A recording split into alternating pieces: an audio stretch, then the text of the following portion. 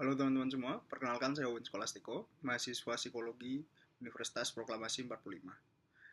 Pada hari ini saya akan mengajak teman-teman untuk mengetahui apa itu resiliensi dan bagaimana sih tips-tips dari resiliensi.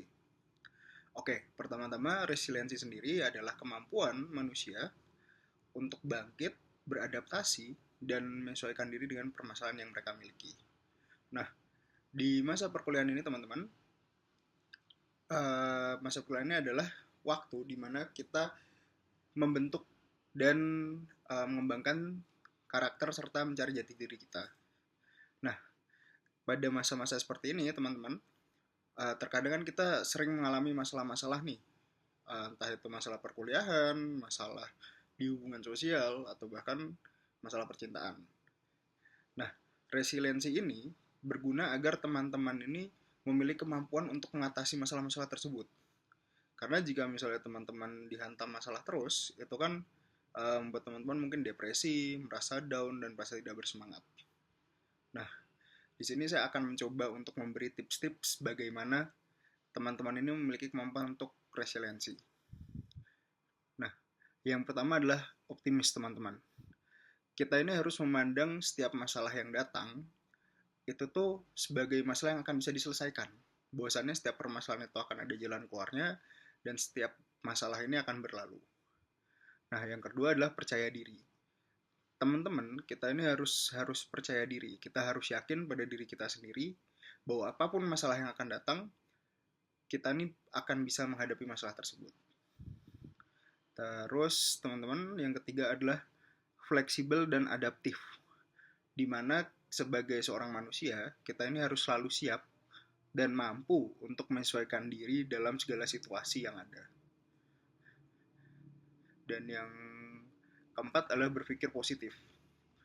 Berpikir positif ini sebenarnya mirip dengan optimis teman-teman. Perbedaannya berpikir positif ini membuat kita untuk melihat dari sudut pandang lain, dari persepsi lain. Misalnya ketika kita ada masalah dan misalnya mungkin ketika teman-teman gagal dan merasa sedih nih, kenapa harus ada masalah ini, kenapa aku gagal, kenapa masalah ini harus terjadi. Berpikir positif ini membuat teman-teman ini melihat dari sudut pandang lainnya. Bukan di masalahnya, tapi kita fokus kepada pelajaran yang bisa kita ambil dari masalah tersebut. Selain itu ada nomor 5, yaitu memiliki tujuan. Di memiliki tujuan ini, teman-teman ini akan apa ya? Ketika kita punya tujuan, kita fokus kepada satu tujuan tertentu, otomatis ini kan teman-teman ini akan termotivasi gitu untuk melewati masalah-masalah ini gitu. Bahwasannya masalah-masalah yang terjadi saat ini uh, itu tidak mengapa karena teman-teman akan punya tujuan di kedepannya nanti. Nah, yang keenam ini teman-teman adalah kemampuan mengelola emosi. Layaknya seorang manusia, sudah sewajarnya kita ini merasakan emosi teman-teman. Entah itu sedih, marah, kecewa, dan lain-lain. Nah, di saat teman-teman ini belum bisa mengontrol emosi atau masih terbawa dengan emosi, tentunya kan keputusan-keputusan yang teman-teman buat ketika menghadapi suatu masalah, uh, ini kan akan terpengaruh oleh emosi tersebut. Kadang kita membuat keputusan yang salah, kadang kita melakukan penilaian yang salah, dan kadang kita terlalu tergesa-gesa dalam mengambil keputusan. Nah, pengelolaan emosi ini sendiri fungsinya adalah agar kita ini tetap bisa berpikir jernih teman-teman. Jadi ketika kita sedang menghadapi masalah dan kita sedang emosi, kita harus mengontrol emosi kita. Bahwasannya emosi tersebut boleh untuk dikeluarkan tuh boleh. Tapi ketika kita emosi, kita tidak boleh membuat keputusan berdasarkan emosi kita. Jadi kita harus menenangkan diri, mengontrol emosi kita, dan di saat kita bisa berpikir jernih, disitulah baru kita akan bisa mengambil keputusan yang tepat, teman-teman. Nah, yang terakhir adalah memiliki hubungan sosial, teman-teman.